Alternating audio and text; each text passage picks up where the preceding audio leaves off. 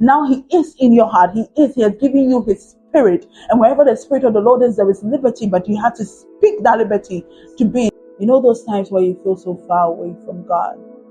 You feel so lost in your walk with God. You no more speak with the authority that you used to speak with. You no more have those visions or even see those visions that God gave, and you blame yourself for it. You blame yourself for everything, and you stay wallowing in shame and in guilt. I have been there before, and I know some of you watching me have been there before.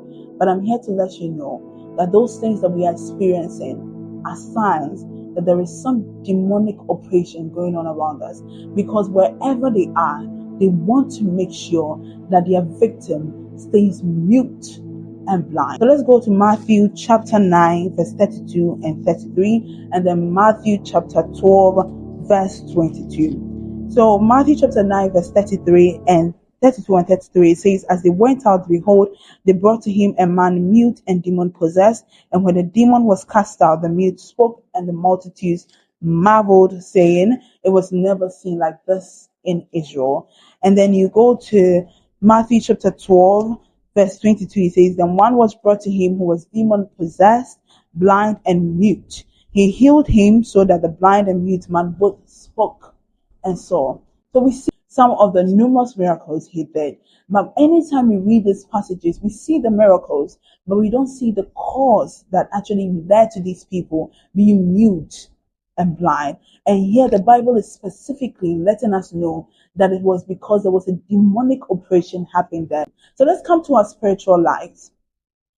We start the new year, or we start our relationship with God with so much faith and authority, and God starts to show us visions. This is what I'm going to do with you. This is what I want you to do. And we do it with so much obedience and faith. And suddenly the enemy starts to attack our mind and our thoughts.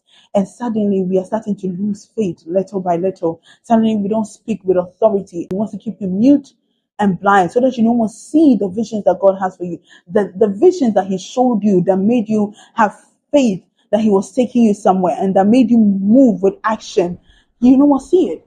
And it keeps you silent, because you know what? Your tongue is very powerful. The words that you speak is very powerful. When you speak with authority, the authority of God, things happen in the spiritual realm. So they keep you mute and they keep you blind, so that you do not move in the kingdom of God. But God has called me here today to let you know, to let ourselves know that there is a demonic oppression. Whenever we feel like we are so full of shame and full of guilt and full of pain and all this, so much that we cannot move into the things that God is calling us to do. It's not guilt, it's not shame. There is something more.